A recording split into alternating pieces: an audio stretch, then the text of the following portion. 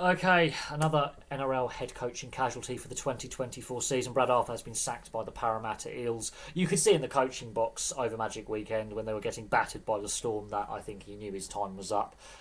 Last year was a disappointing year. They missed the top eight considering they made the grand final the season before, and I think making that grand final gave him a bit of breathing room last year, even though they had a slightly disappointing season.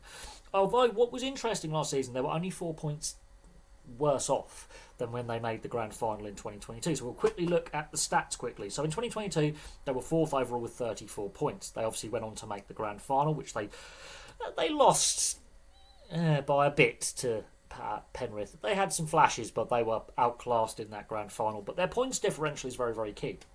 They had a positive 119. Last season, they got 30 points, so not that much different really, but it's their points differential. Their attack is not as potent, and their defence is not as well organised. They had a positive of 13.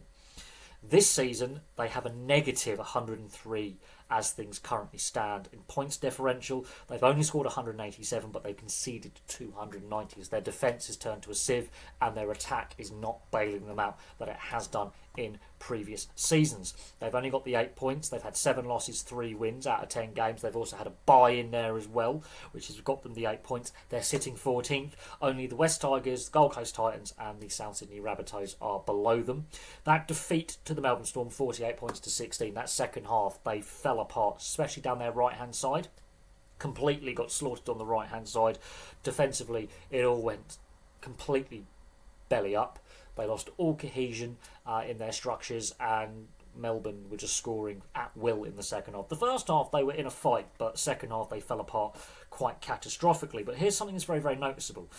Jake Arthur has been released and is now at the Sea Eagles, and Reid Marnie is obviously now the Bulldogs. Now, Jake Arthur, backup half to Moses, basically, he's gone.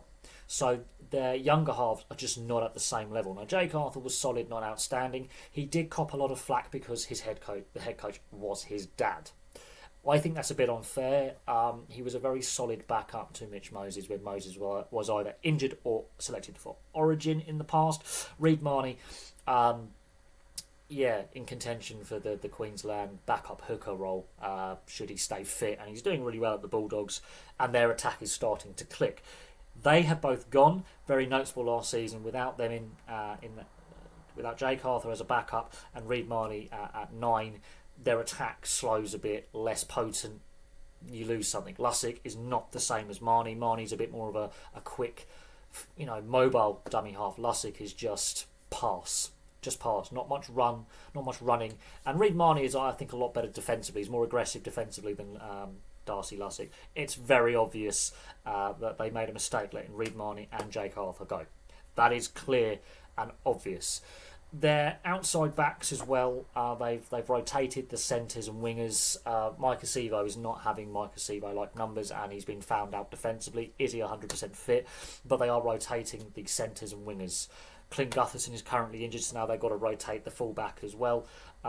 They relying on a lot of younger players who I don't think are fully quite ready for first grade, and then questions have to be asked of their development system as well. In the Western Sydney area, they are competing with the Tigers, the Bulldogs, and of course the Panthers for that catchment area.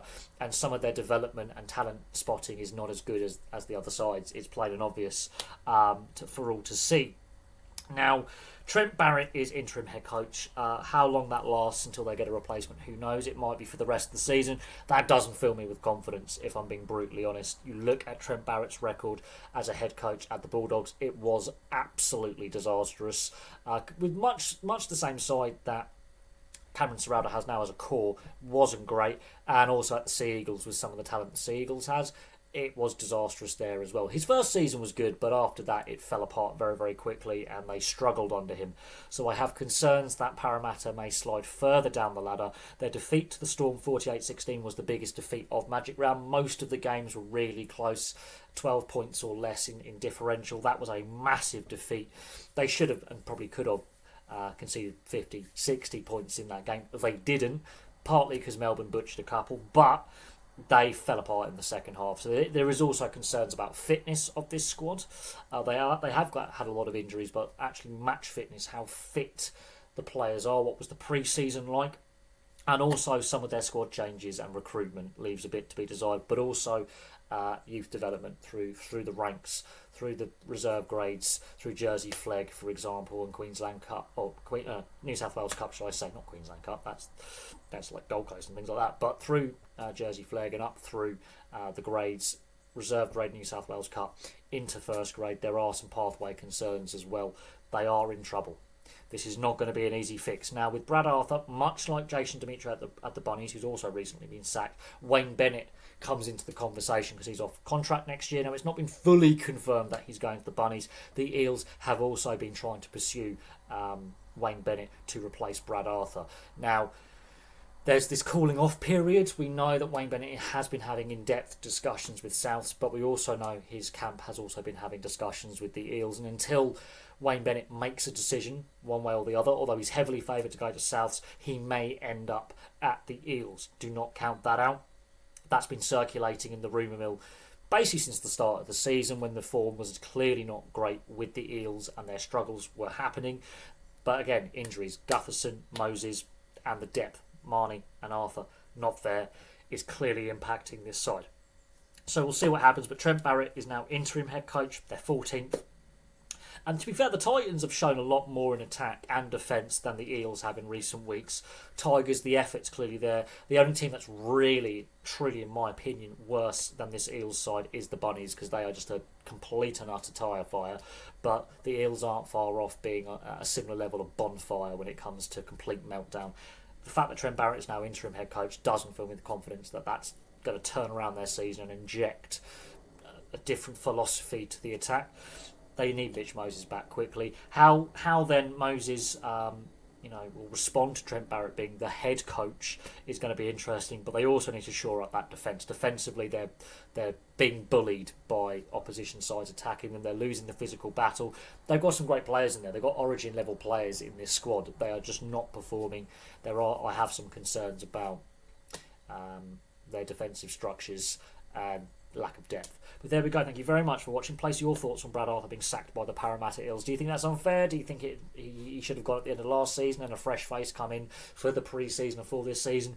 And what are your thoughts on Trent Barrett being the interim coach? Is he going to turn it around? I don't think so. Not looking at his record at the Bulldogs and at the Sea Eagles. Bulldogs were going through a rebuild, but much was promised with some of their signings. But at the Sea Eagles, you look at the talent they have, and he could not get them clicking in season 2 onwards, and it fell apart very, very quickly. So we'll see what happens, and we'll see who replaces Brad Arthur full time. But for me, for now, thank you very much for watching. Place your thoughts in the comments section below, and I'll have some more content for you guys very, very soon.